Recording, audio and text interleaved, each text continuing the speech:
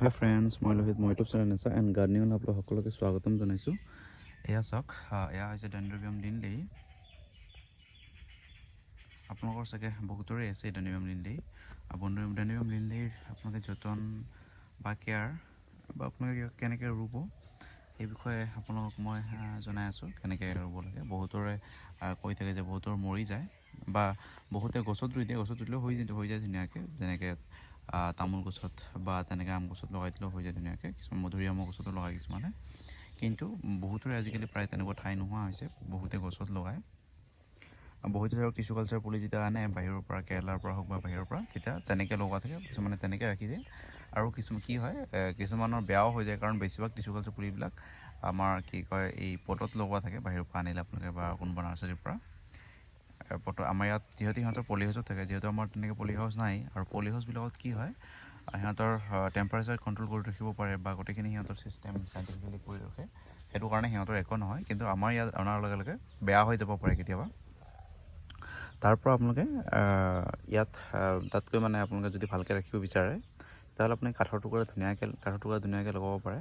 যিকোনো কাঠ, যেনেকৈ আমাৰ ইয়াত শাল কাঠ পোৱা যায়, যিবিলাক এনেই ধৰক আপোনালোকে শাল কাঠ হওক বা পাইন কাঠতো লগাব পাৰে। আজিকালি পাইন কাঠ একেবাৰে এভেইলেবল, আপোনালোকৰ যিকোনো হোম টাউনত বা তেনেকৈ কিহত পাই যাব, দোকানবিলাকতে পাই যায় পাইন কাঠ। সৰু সুৰা টুকুৰা আপোনালোকে সিহঁতৰ পৰা ল'ব পাৰে বা কিনিব পাৰে, বা যেনেকৈ ফাৰ্নিচাৰ দোকান আছে, সিহঁতে চেগুন বা তেনেকৈ শাল কাঠো পাব পাৰি। সিহঁতৰ পৰা সৰু সুৰা যিবিলাক এনেই টুকুৰা পৰি থাকে, সিহঁতৰ পৰা 10-20 টকা দি ল'ব পাৰে আপোনালোকে। লৈ এনেকৈ সৰু পাতলকৈ বা সিহঁতৰ পৰা কাটি ল'ব পাৰে, সৰু পাতলকৈ এনেকৈ কাটি ভালকৈ শুকাই ল'ব প্ৰথমতে। বা আপোনালোকে কি কৰিব পাৰে, এইটো গৰম পানীৰে উতলাই ভালকৈ শুকুৱাই তাৰপিছত আপোনালোকে এনেকৈ লগাব পাৰে ৰ'দত শুকাই। তাৰপিছত ৰ'দত শুকালে এটা বস্তু হয়, মানে মই দেখিছোঁ সেইটো, আগতে মই তেনেকুৱা কৰা নাছিলোঁ, ডাইৰেক্ট লগাই দিছিলোঁ। ডাইৰেক্ট লগালে কি হয়, কেতিয়াবা কি হয়, এইবিলাকত গোটেই ভেঁকুৰে ভৰি যায়। কিন্তু যদি শুকান হয়, একদম ধুনীয়া শুকান হৈ থাকে, তেতিয়াহ'লে এনেকুৱা হৈ থাকিব, আপোনাৰ একদম চফ্ট বা ধুনীয়াকৈ দেখিবলৈ ধুনীয়া হৈ থাকে। তেতিয়া উদ্ভিদৰ একো হাৰ্মফুল বা একো নহয়, কি বুলি কয়, ক্ষতি নহয়। চাওক, ধুনীয়াকৈ হৈ আছে, মোৰ শিপাও ধুনীয়াকৈ লাগিছে। ইয়াত বহুতে মছ দিয়ে, কিন্তু মই ভাবোঁ যদিহে আপোনালোকে এপ্ৰিল-মে মানত যদি লগায়, তেতিয়াহ'লে ইয়াৰ মছৰ কোনো প্ৰয়োজন নাই। তেতিয়া হিউমিড বহুত বেছি, আৰু এটা কথা হৈছে, বৰষুণ দি থাকে, নতুনকৈ পোখা এটা ওলাইছে। ইয়াৰ ফুলটো বহুত ধুনীয়া দেখিবলৈ লিণ্ডলেয়িৰ। অকল লিণ্ডলেয়ি নহয়, আপোনালোকে ডেনড্ৰবিয়াম ফাৰ্মাৰী, ডেঞ্চিফ্ৰাম বা কিছুমান তেনেকৈ হাইব্ৰিড কিছুমান আছে, সেইবিলাকো আপোনালোকে ধুনীয়াকৈ লগাব পাৰে। বা জেনকেঞ্চি ধুনীয়াকৈ লগাব পাৰি কাঠত। মোৰ প্ৰায় বহুত বেছি অৰ্কিডে চাগে কাঠতে আছে, জেনকেঞ্চি হওক বা তেনেকৈ ক্ৰেপিটেটাম হওক, তেনেকৈ যিকোনো অৰ্কিডে মই কাঠত লগাইছোঁ। কাঠত লগালে মই বেছি ভাল দেখোঁ আৰু ভাল হয় অৰ্কিডৰ গ্ৰথ, যদিহে আপোনালোকে ভালকৈ কৰিব পাৰিছে কেয়াৰ। দেখিছে শিপা কেনেকৈ লাগি গৈছে, একদম পূৰা গ্ৰিপ লৈছে।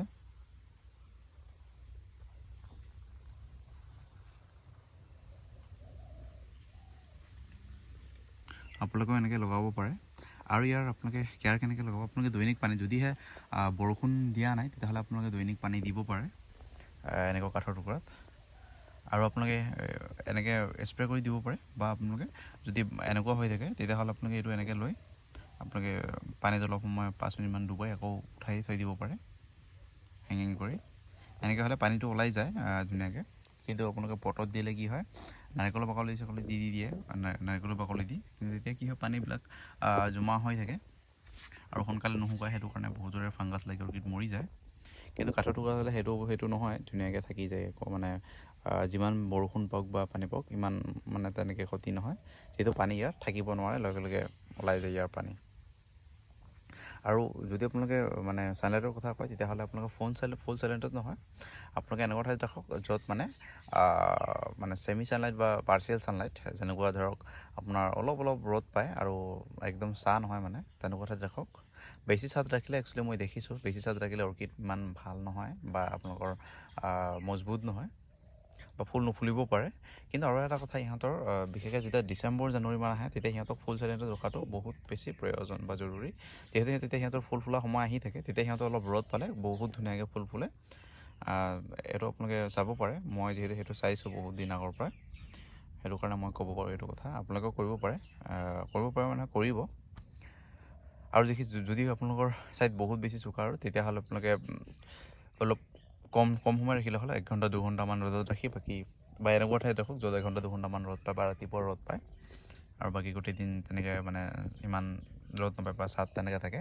কিন্তু একদম মানে তেনেকুৱা ডাৰ্ক প্লেচত ৰাখিব নালাগে, যেনেকুৱা একদম কিছুমান অলপ আন্ধা হৈ থাকে যেনেকুৱা চাহ থাকে বাঁহৰ যিবিলাক কি থাকে কি কয় বাঁহৰ সেই তলত কিছুমানে ৰাখে, কিন্তু ভাল নহয়। মই এইটো দেখিছোঁ, এইটো একদম বাঁহৰ তলত যিকোনো বস্তুৱেই ভাল নহয়। বাঁহৰ ছাট আম গছত লগাই ৰাখিব পাৰে বা তামোল গছত লগাই ৰাখিব, ধুনীয়াকৈ ফুলি থাকিব, সেইটো একো নাই। গতিকে সেইখিনিয়ে আৰু যদি ভিডিঅ' ভাল পালে তেতিয়াহ'লে লাইক কৰিব, শ্বেয়াৰ কৰিব, ছাবস্ক্ৰাইব কৰিব, লগতে বেল আইকনটো দবাই দিব।